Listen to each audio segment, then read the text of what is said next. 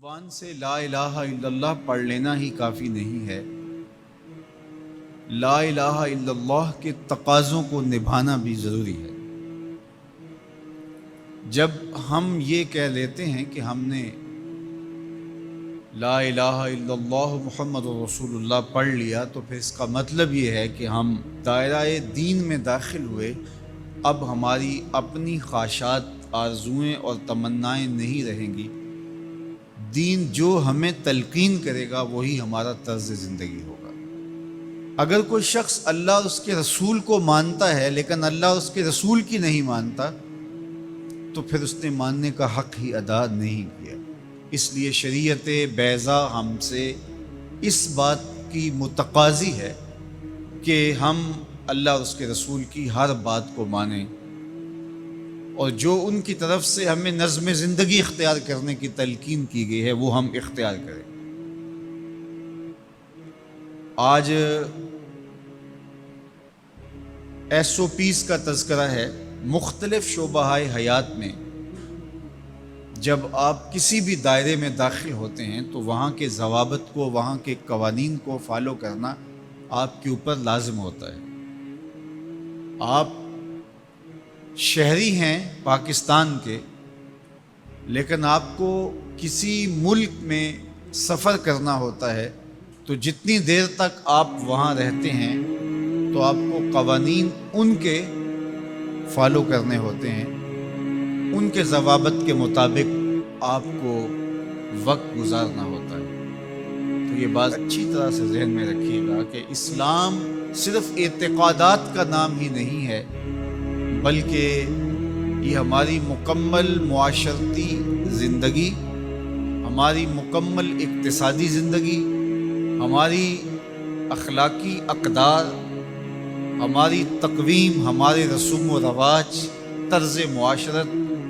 ایک ایک چیز میں اسلام کامل، اکمل اور مکمل رہنمائی دیتا ہے۔ تو جب ہم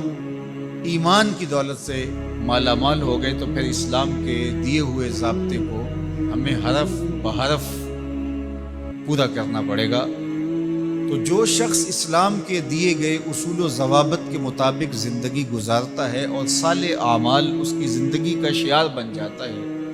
تو پھر اللہ اس کو صلہ کیا دیتا ہے؟ ایک تو آخرت کا اجر ہے جو اس کو عطا کیا جائے گا، وہ تو ہے ہی ہے، لیکن اس دنیا کی زندگی میں بھی اللہ جل شانہ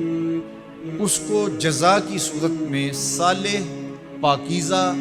ستھری، مطمئن زندگی عطا کرتا ہے۔ اللہ اس کے لیے رزق حلال کے اسباب پیدا کر دیتا ہے۔ دیکھیے، جو میری اور آپ کی قسمت میں لکھا ہے، ہمارا جو مقسوم ہے،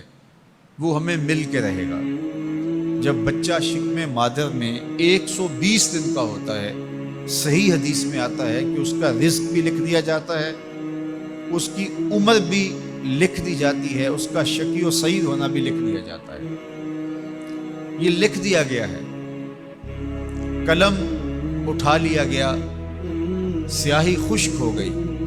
میرا اور آپ کا لکھا ہوا مقدور ہے، مقسوم ہے، وہ ہمیں ہر صورت میں مل کے رہے گا۔ لیکن یہ ہمارا اختیار ہے کہ ہم اس لکھے ہوئے کو، اس مقسوم کو حاصل کیسے کرتے ہیں، بذریعہ حلال حاصل کرتے ہیں یا بذریعہ حرام حاصل کرتے ہیں، تو یہ انسان پہ چھوڑا گیا ہے۔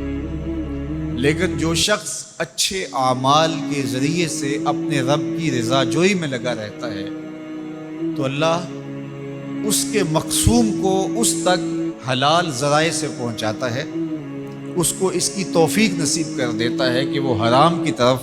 نظر بھی اٹھا کر نہیں دیکھتا اور وہ حلال رزق اختیار کرتا ہے۔ تو جو اچھے اعمال کرنے لگتا ہے، اللہ اس کے لیے ایسے راہ کشادہ کر دیتا ہے کہ اس کو نیکی کی توفیق دیتا ہے اور گناہوں سے اس کو محفوظ رکھتا ہے، اس کے لیے اسباب مہیا کر دیتا ہے۔ اللہ کے محبوب علیہ السلام نے ارشاد فرمایا،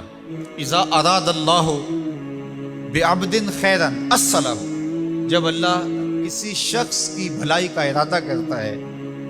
تو اس کو شہد کی طرح میٹھا اور مرغوب بنا دیتا ہے۔ صحابہ نے پوچھا، یا رسول اللہ صلی اللہ علیہ وسلم، وکیف اصلہ، اللہ اس کو کس طرح میٹھا کر دیتا ہے، کس طرح مرغوب بنا دیتا ہے؟ تو اللہ کے محبوب علیہ السلام نے ارشاد فرمایا کہ اللہ مرنے سے قبل اس کو اچھے اعمال کی توفیق نوازتا ہے، اور پھر فرمایا فَيَقْبِضُهُ عَلَيْهِ، اور وہ نیکیاں کرنے لگ جاتا ہے کہ اللہ اس کی روح